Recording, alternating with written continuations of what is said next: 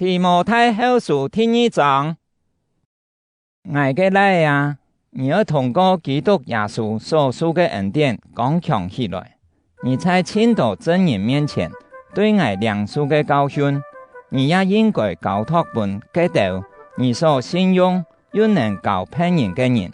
身為基督耶穌嘅精兵，你要上強來分擔苦難。一個當兵嘅人，要爭取長官嘅稱讚，就唔好本人愛嘅事情產生。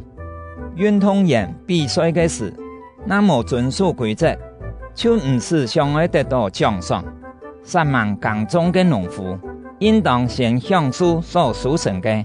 你要好好思想我所講嘅話，因為主一天會本你明白一切事情。你要記得耶穌基督，佢係大衛嘅後代，佢已經對死人中復活了，這就是我所傳嘅福音。我因為這福音受痛苦，甚至本人像囚犯一樣特定，總係上帝嘅話唔會本人特定，所以我為上帝所揀選嘅子民忍受這一切，好本基督也會得到對基督耶穌來嘅拯救，留永遠嘅榮耀。下輩這參話係真實可信嘅，我到那同其強下死，就會同其強下生；我到那係忍耐到底，就會同其強下壯強；我到那係唔認佢也會唔認我到；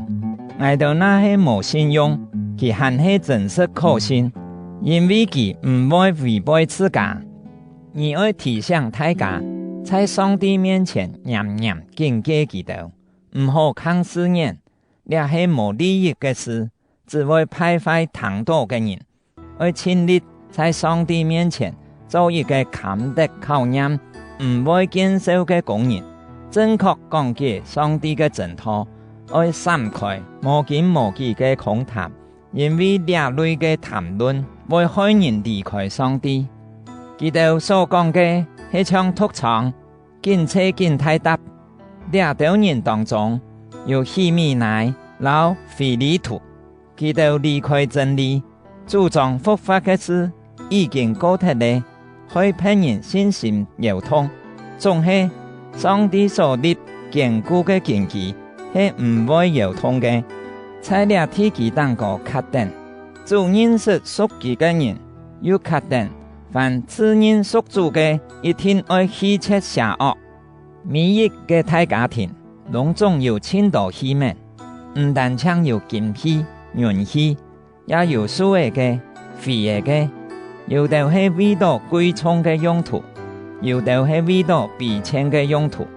人那自覺脫離一切避錢嘅事，就會做貴重嘅器皿，上做聖潔，本主所用，來行各種嘅善事。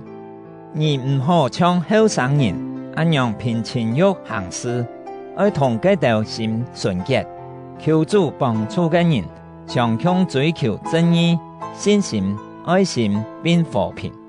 要棄絕基督戇戇無知嘅辯論，而啲這種辯論常常會惹起冤家。主嘅僕人做唔得冤家，佢應該和和氣氣來對待眾人，認真教導人，存心忍耐，